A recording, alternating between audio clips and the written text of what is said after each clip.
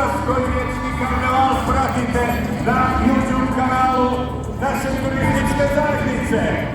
Evo na njih šema kolone, meštar Canki, on je odlični glavni, relativno novi meštar naših karnevala, zadnji privodnik Draške maškare, naslijedio je čudog meštra Tonija nakon 40 godina.